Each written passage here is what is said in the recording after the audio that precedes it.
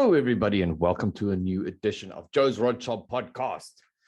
Now, before we get started, once again, remember, click that like or subscribe button. Doesn't matter what product you're on, whether it's Spotify, Apple Podcast, Diesel, wherever you actually listen to this, there's always a like or subscribe button.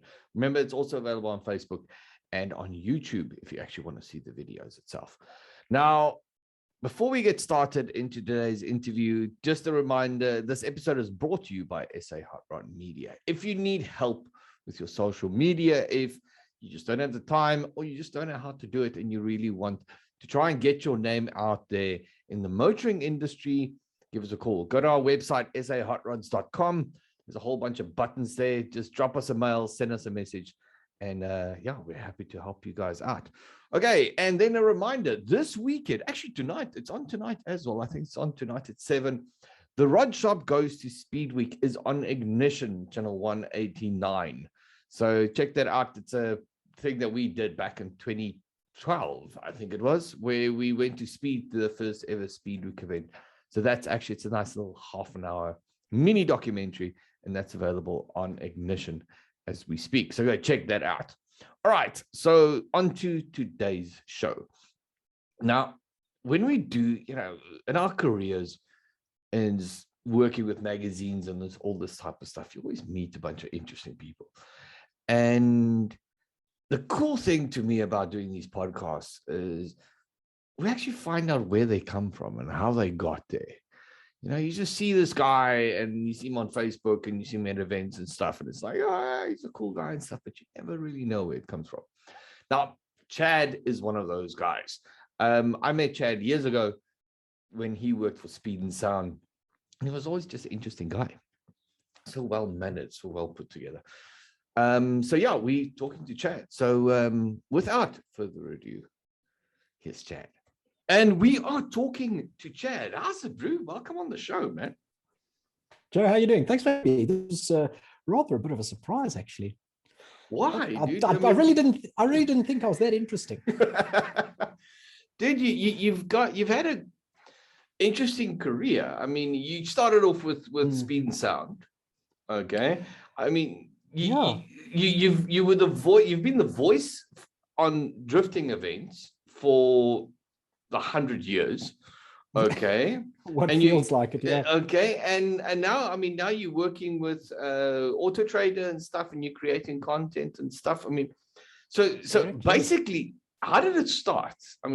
First, let's start at Speed and Sound. How did you get there? It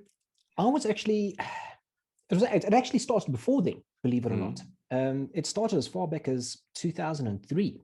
I just returned from the USA. I used to live there and work there. I was working for the Mouse in Disney World, believe it or not. And that's relatively pertinent because prior to that, I don't think I had any sort of public address experience. I was a glorified tour guide. So I learned how to speak to people. I learned how to interact with people. Learned about creating magic. And I think that was invaluable. In fact, I know it was invaluable. I really do. And then when I returned, I sat and I did a couple of jobs here and there. I fell back onto the line of work that I studied, which was sport management of all things. And I just thought, this just isn't why I want to wake up in the morning. I don't want to wake up in the morning and begrudgingly go to work. I want to do something that I enjoy, and I want to be in an industry that I really love. So I just took it on a whim, and I walked into a popular wheel and tire retailer, and I said, listen, you want to employ me? They were a bit taken aback by that. And then I gave them, I said, listen, this is what I've done. I was a trainer. I was X, Y, this is my knowledge base, fast learner. I'm good with people. And you want me to work for you? And they were quite taken aback by that, as I said. And they arranged an interview with the head office, and I got that position. And I held that position for all of 3 weeks before I was snapped up by their internal sales, their wholesale division. And that was a position that I held for 2 years. That was Speed Freaks, part of the Kunnik group, which, is known across the country. So I learned a lot about wheels, tires, suspensions, the inner workings, the real nitty-gritty stuff of that. And I thought, this is nice. I actually do enjoy working in the motor industry, and I enjoy chatting to people about it. And it was around this time that West Bank Raceway opened up. And I had never been there before. I really hadn't. And a lot of this was just planets aligning. I'd never been there before. Mate suggested, come, let's go and take a look at, they've got some sort of street style racing there. Let's go and take a look. I was like, hey, let me go and do this. And I went through there, and oddly enough, on that night, Herbie was the guy on the microphone. And he said, listen, we're looking for a new commentator. Anybody that would like to give it a shot, come up and give your name. Oddly enough, that was the first day in my life that I'd ever lost my voice, but completely lost my voice. I have no idea what I did the day before. This was a Sunday. The Saturday, I'd obviously gone just far too large and wasn't recovering. And so I was sitting there, and I had this husky. I could barely get any words. I sounded like, the Godfather. Actually, no, that would have been a compliment. I sounded awful. I sounded terrible. And I thought, I'm just going to go up there. I'm going to give my name. Let me see. This could be a fun thing to do. Gets me into motor racing and in and around. And as I got up to the top there, he just thrust me in front of the microphone. He showed me the screen, and he said, oh, that's left lane, that's right lane, that's reaction time, that's the 60-foot, that's, eighth, that's the quarter, that's ET and speed. And here we go. You're going to run 2 or 3 races. We're going to see how you do. And then we're going to hand it over to somebody else who's waiting in the queue. 2 races happened. Where I got a voice from, I don't know, but I was struggling through this. And 2 races came and went. 4 races came and went. And eventually, after about 20 odd runs, drag runs, I sort of turned around to look to see this queue of people now waiting, because I'm like, I must be holding you guys up. Clearly, this guy's forgotten about me.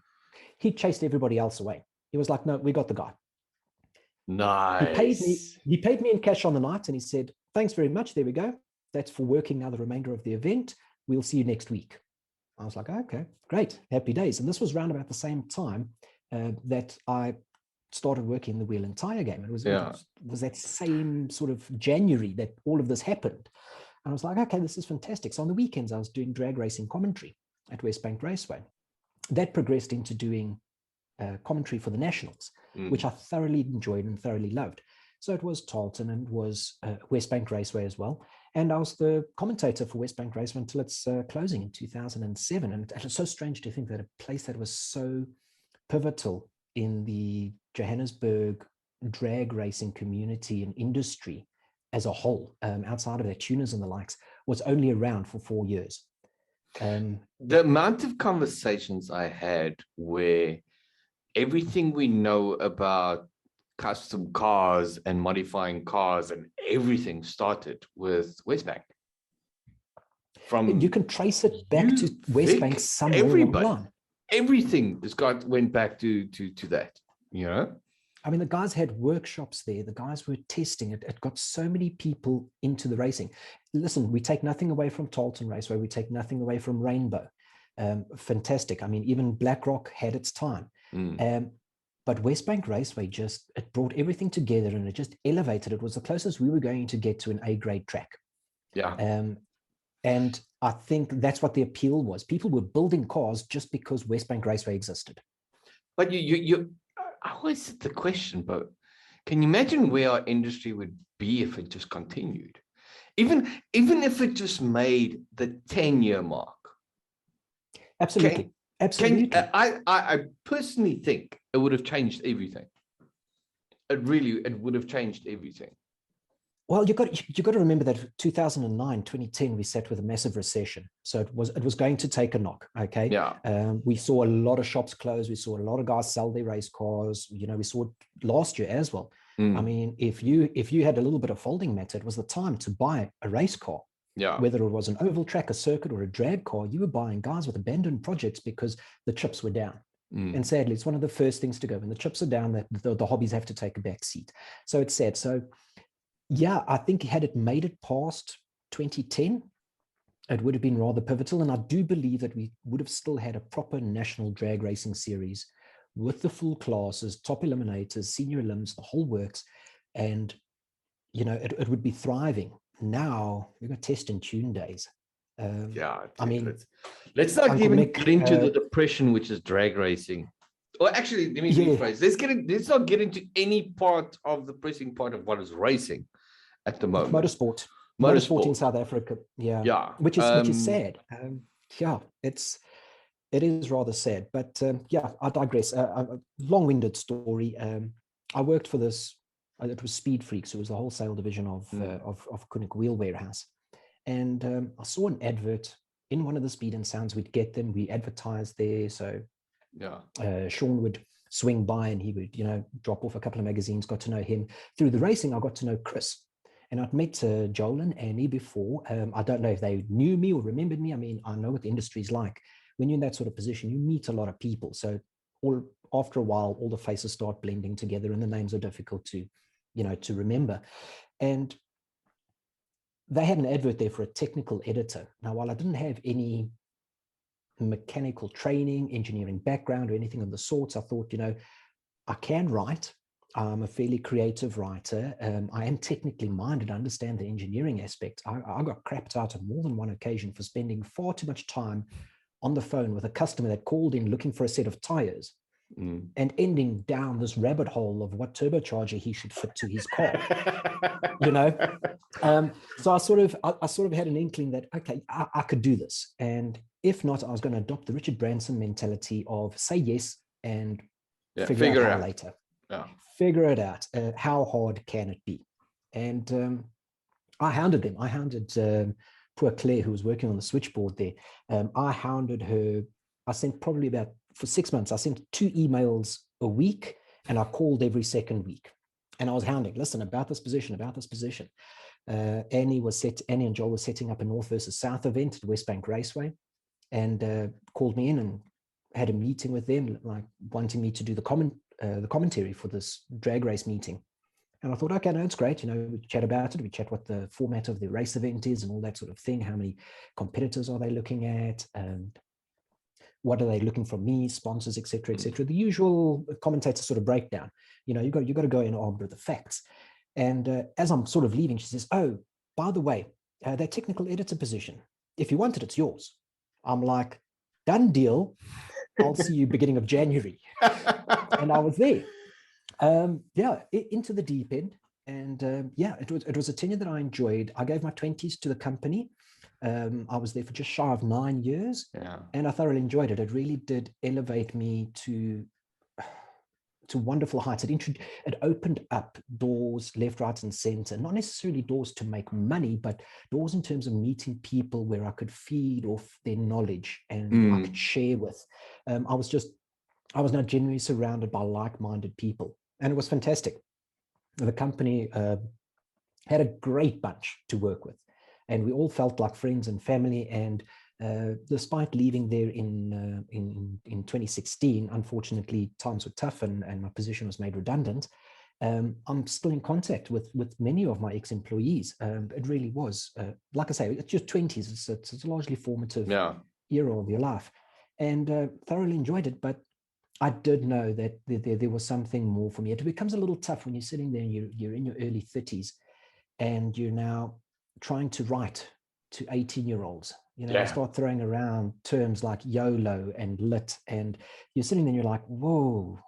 Dude, I've got a like 15-year-old daughter and stuff, and she sends me WhatsApps, and I have no fucking idea what she says sometimes. Okay, it's just like, what? Is this words? Is this even English? I mean, and I mean, while I was there, I was responsible there for the tech mail. Yeah. And that's where people would send in their technical questions.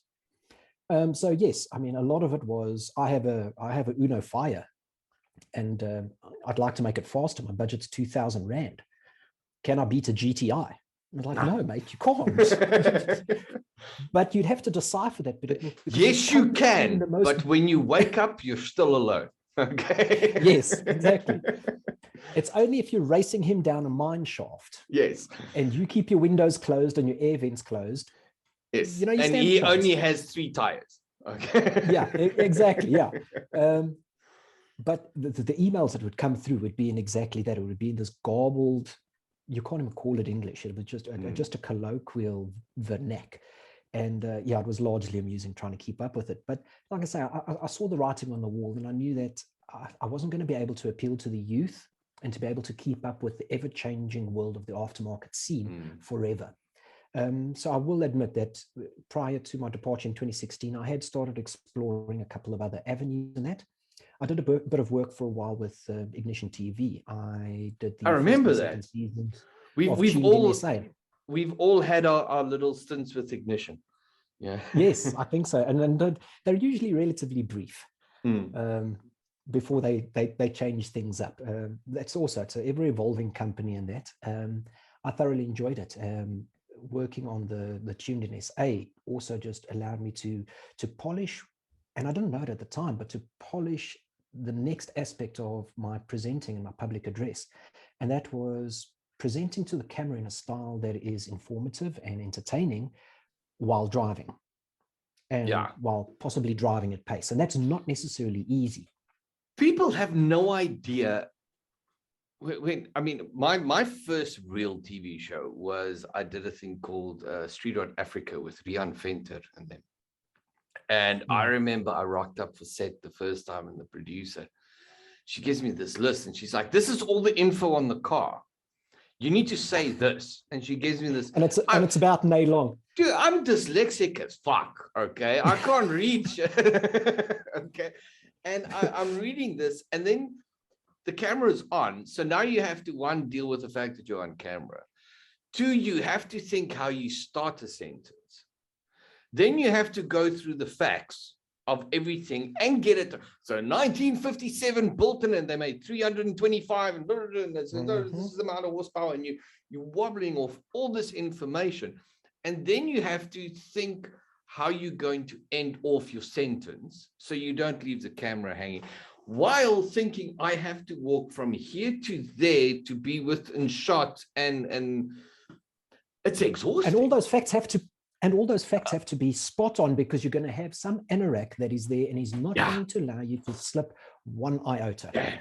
So you need to nail it. Now combine that with trying to drive a vehicle at pace around a racetrack.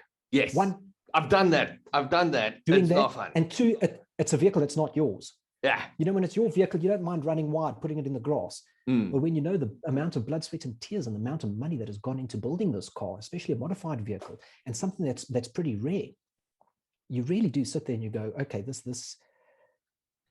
is not as easy as Jeremy Clarkson makes it look. No, he's actually phenomenal. People do not understand how good he is. Once you've done that and you start analyzing their clips and their shows and their reviews, and you realize that he sits there and he's the one scripting it as well, their work was absolutely phenomenal. And we just see that end polished product and we like it and we laugh and that's great, and always got a conflicting opinion that you're arguing with, and he gets the conversation started. And you sit there and you're like, you actually put a lot of effort into this. Brilliant. And it's the reason why he is the name he is. Everybody knows. Exactly.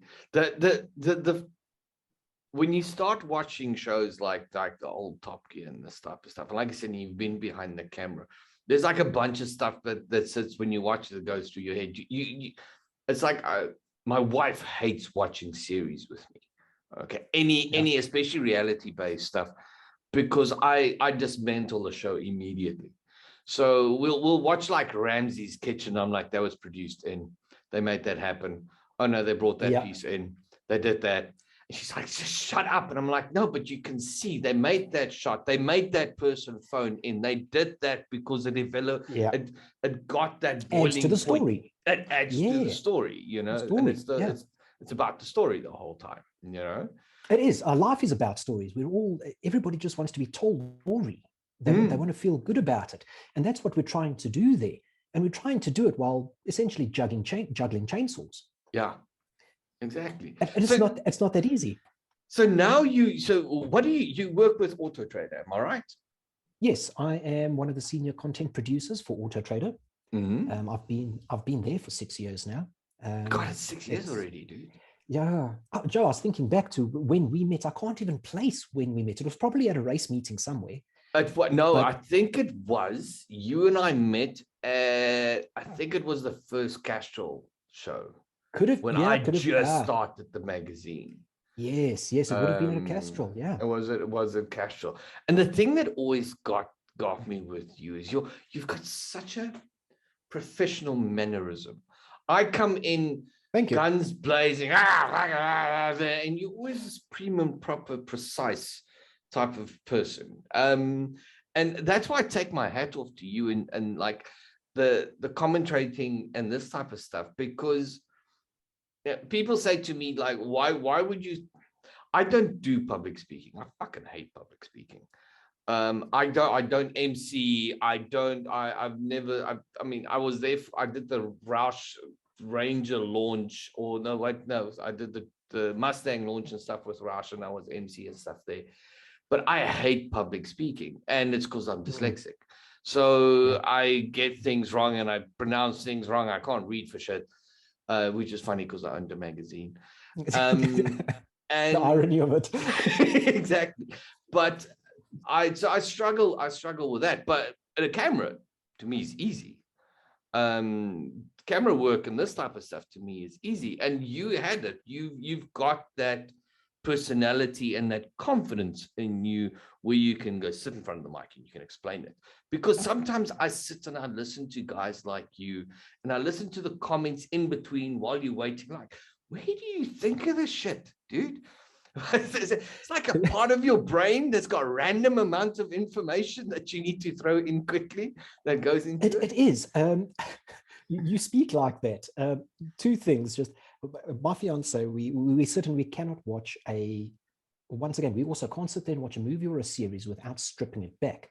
So she's a creative herself as well, and sits there, and the number of times that we'll sit and we'll pause a movie and we'll go back and it's like, did you see the camera shot there?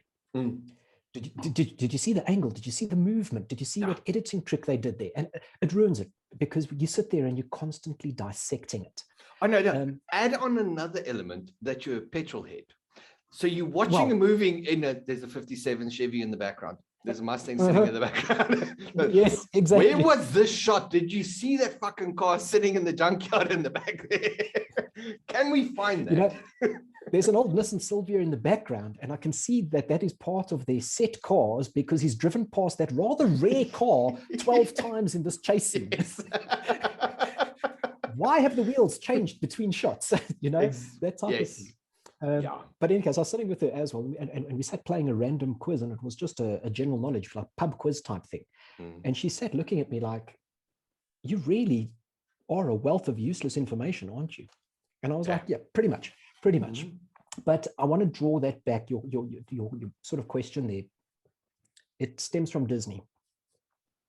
And I used to, I bought the whole spiel, hook, line, and sinker, about Disney creating magic. And when you work in one of the parks, you learn that it is actually possible to create a magical place where people can escape and people can be happy, and they can forget about all the trials and tribulations of the world, even if it's just for a few hours or just for a few minutes on a ride or an attraction, something of the sorts. And on my off days, I was allowed to go to any of the parks being an employee. And I would go back into the other parks, and sometimes I'd even go to my own park and the own attraction that I was on.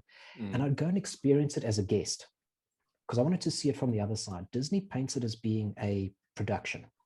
So there's no front of house, back of house. It's on stage and backstage. Yeah. So there's backstage areas where the public can't access. Only employees can access that. But when you're on stage, you have to create this persona. You have to maintain it. And any little break in that ruins the magic. And all you need to do is to create that magic and see the reaction from youngsters, 5, 6, 7 years old, 10-year-old little boys that have waited in line for ages just to go and see some animals or whatever. And just to see that joy and elation, and you realize that you're part of something that is so much greater. You're sitting there and you have the ability to shape lives through what you do. I was sorry. I tried to carry. I was in Disney in like 90. I think it was like 94.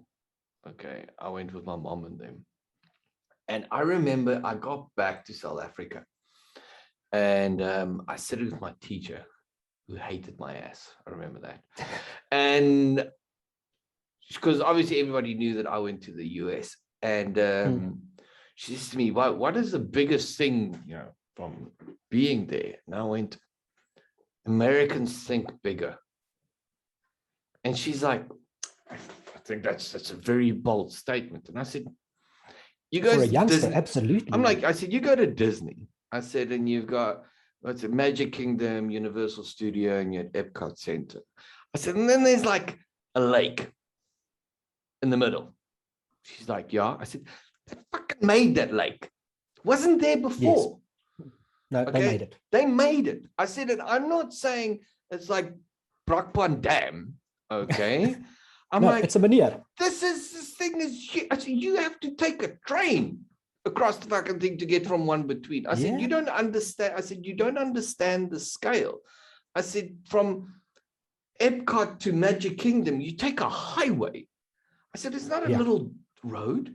I said, it's fucking 4-lane highway to get from one to the next. I mean, I said, you can't.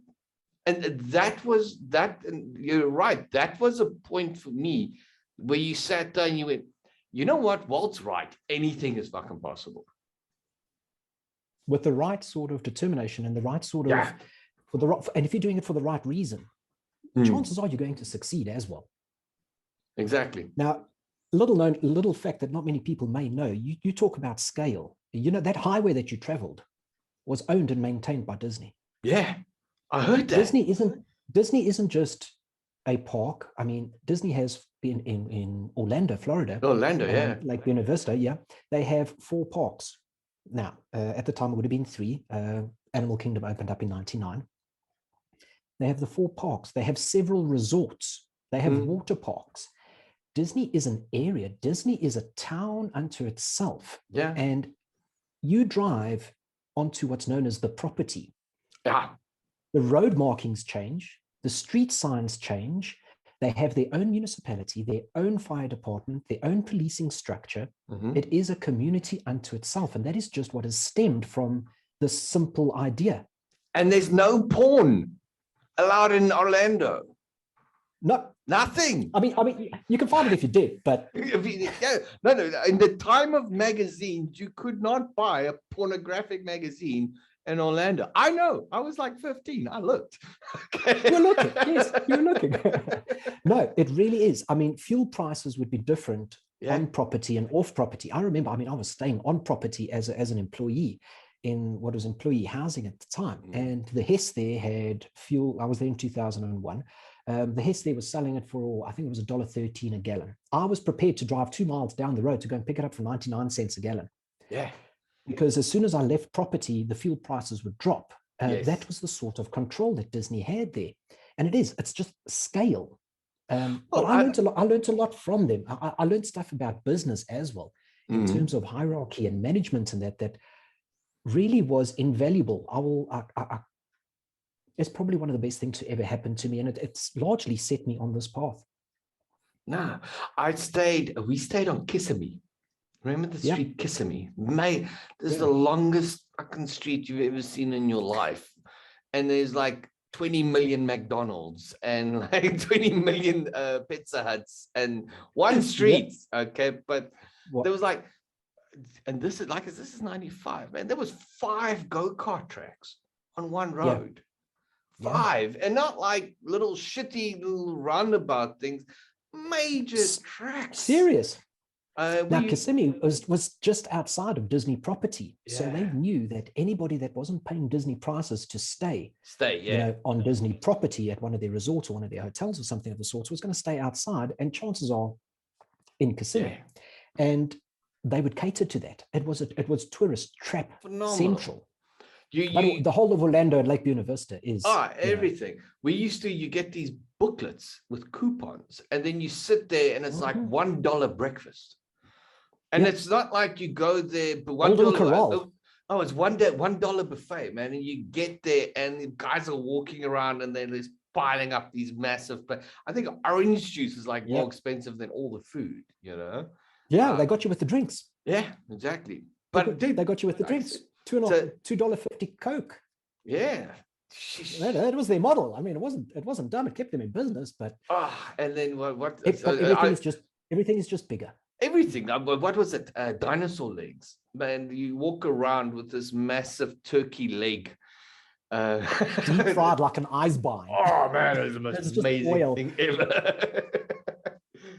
they know how to eat. But yeah, I mean, I did miss South Africa. I miss South African culture, camaraderie, the social aspect of it. When you have to teach the Americans the difference between a braai and a barbecue. Yeah. And they want to do everything over an open flame, and you're like, good Lord, what are you doing to that meat? Yeah. And why do you have mince on your grill there? You come in there and you drop this prime piece of rump steak on there, and the guy's he's looking at you in exactly the same way. He's like, you're from Mars. And I'm like, just trust me on this. Once your fire is done, trust me on this. I'm going to throw this rump steak on. You can try it and you can tell me. I did that with a guy. This actually did happen. I did that with a guy while I was there, and shared my meat with him. And he came to me the next day and he's like, when are you guys having one of those barbecues of yours again? I need that meat. I was like, we know how to do it, man. We know how to do it. Yeah. So do you know what's next? Where's the career? What's the plan? Where you want to go? Joe, that's a good question. Hey, 2020 put a pin in a lot of things. Hey, it really did make us reevaluate. Just cluster fucked everything on my side. It was a javelin through the spleen. I mean, but it's. I always wanted to do more TV, larger broadcasts, greater publicity and that. But 2020 put things into check for me. When I started out, I thought Autotrader would be, a good place, another stepping stone in my development. Mm-hmm. And especially through 2020, I realized what a solid company and what amazing leadership they have.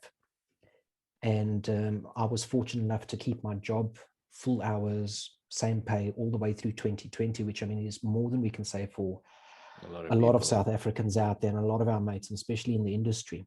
And the fact that the company was in such a good position and that they could keep the doors open and still be able to help others keep their doors open in the process just showed me that this company is not a Mickey Mouse company. It's going to just, it's just a flash in the pan, or its writing is on the wall. It's here for the foreseeable future. And they showed that they were prepared to invest in me during these tough times. And I feel a sense of duty to return that. They've looked after me, and I feel that I do need to look after them. So I'll still see myself working for Autotrader. I mean, I write for them, I photograph for them, I create video content, present it, edit it.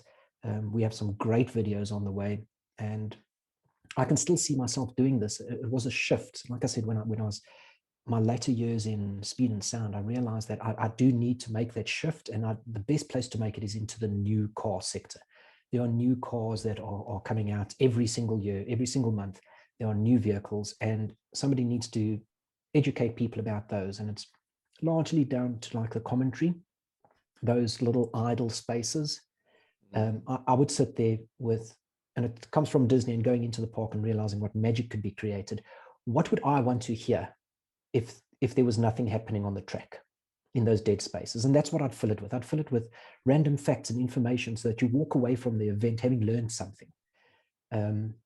People will often forget what you say, but how you make them feel is what sort of sticks around. And if you can make them feel like it was education, and they feel better about themselves, and they've actually received something from going to the event, they're going to keep coming back. They're going to enjoy it that much more. And of course, it was all part, I was an integral part of the racing as the drivers and the crews and the vehicles themselves and the marshals and the officials. And I lost complete train of thought there. I'm digressing. No, you were doing so well, dude. I was doing so well. We'll just edit that bit out. But no, I mean, I'm creating that, and I realize that people need that education on newer vehicles as well. So I foresaw moving into the new car sector. So I actually fly tomorrow morning to go and drive a bevy of new Lexuses. Nice. Lexus. But Lexus scissors? Lexus, I have no idea, dude. Like I said, yeah, no. Dyslexic. There's one Lexus and there's another one. Okay. Yeah. But I get to do that, and that's now part of the job. So while it may not be the most lucrative, it affords me some really great perks, and it allows me to wake up every morning loving what I do. And I think that was the thing. It took me 14 years to sort of get to that position. And I mean, if you go 2003, it's now 17 years. And I hustled for it. I mean, doing the events on the weekends means that I didn't really have a social life. I was constantly tired, you know, whether it was the speed and sound events on the weekend or it was drag racing or drifting. I mean, we haven't even touched on the drifting side of things, which is really close to the heart. Yeah. You know, I sacrificed a lot in my 20s to build it up there, and it was a strong hustle. And I'm rather glad that I found a company that can appreciate my skill set, and that is prepared to look after me. So I do foresee myself working for Autotrader for still a while. I'm very interested to see how the company grows. The company's done massive leaps in terms of growth over the past few years. So I'm quite keen to be on board and be a part of that and help it grow. Inputting some of my ideas as well. It's a very open-minded company that listens to input from even the smallest, most junior, new employees. Employee complement of about 120 people, but they really treat each and every one as if they have a voice that matters. And it's nice to have that.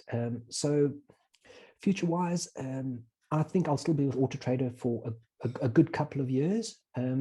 But I'd like to see some growth. And I think whether I do it with Autotrader or without remains to be seen. I'm pretty sure I can do it with the company. And well, I wouldn't mind helping them along at the same time. You've got a good brand to work with. I mean, you know, the thing is you are a creative person. So whether you take the next step and leave it, I'm sure you're going to have Autotrader sitting with you the whole way, you know, more than anything else. But we've come to the end, because otherwise, if we go any further, I'm going to get cucked on again for making a show that's too long. Dude, but thank you so much. Thank you so much, thank you. man. So lovely chatting to you. Dude, you blew my mind, man. I didn't know all that type. You see, this is why I love these things. You know, you get to know people a little bit more. And it's not just a face that you saw in a magazine or something you see on TV. Now, all of a sudden, there's a person actually behind it. There's a bit of hustle behind it. Yeah, exactly. And it's that whole story where people go, oh man, he's so lucky. He got to do this and he gets to do that in his life. So awesome. It's like, dude, a lot of us fucking worked our asses off to get to anywhere where we are. You know, we made sacrifices. We prioritized certain things. I mean, Joe, I turned 40 this year. Oh God, you're old. Yeah, no, I'm a toppie. I turned 40 this year, but you know, still not married, and I don't have kids. I mean, while many of my friends and peers have taken those paths and those routes, those were some of the sacrifices I had to make to be able to achieve this. But I'm not sorry about that either, because I worked really hard for what I felt at the time was a job that I wanted, a dream job in an industry that I wanted. It didn't go exactly according to plan, and it took a lot of hustle. But I'll say this to anybody that wants to do it. I was fortunate enough to be invited back by my high school as well to speak to the learners there as they graduated and just give them a bit of a pep talk. And I said the same thing to them. It's, you can have a job and a career, and you can do what you love. There is the old saying, if you love what you do, you'll never work a day in your life. That's true. It is rather true. I almost detest weekends because I'm not working. And I love my work that much that I want to be working, that I don't mind working on the weekend as much as I know I have to stop myself. I want to do it. And that's a fantastic place to be in. That is better than any salary. That is, I don't want to say it's better than a family and kids. I don't know that, so I'm not going to judge there. I believe it is rather rewarding. But this was what I chose. And it took sacrifice and it took hard work. But I managed to get myself into a position. If you like soccer, you may not be the next Ronaldo, but I'm pretty sure that you can find a way of making money from that industry where you will be surrounded by that people in that industry. They need accountants, they need physicians, they need everything, keepers or whatever. Find a way, take your aptitude and apply it into whatever industry and field you want to go into, and just don't stop hustling. And when you run into a brick wall, change your trajectory just a little bit and carry on running until you find another door. And you keep on doing that. What did I hear I read it somewhere. It's never change the goal, change the plan. Yeah, that's it. Dude, with that. And it is, yes. Let me not. Great end. Listen, dude, thank you so much for being on the show, man. It was absolutely awesome. Joe, only a pleasure. Right. Always great to catch up and that sort of stuff. And everything of the best with the ventures and that. Oh, thanks, man. I hope to see if I'm floating around the great WC. I know. anytime I'll be soon, in so I'm in definitely. Joburg again pretty soon. I'm shooting another TV show. So, but I'll speak to you about Lovely. that Oh, afterwards. All right, cool. yeah, let's do. Okay, Oh, man. great. Speak to you later. Joe, have a Cheers. great one. Thanks very much. Cheers. Bye. Bye.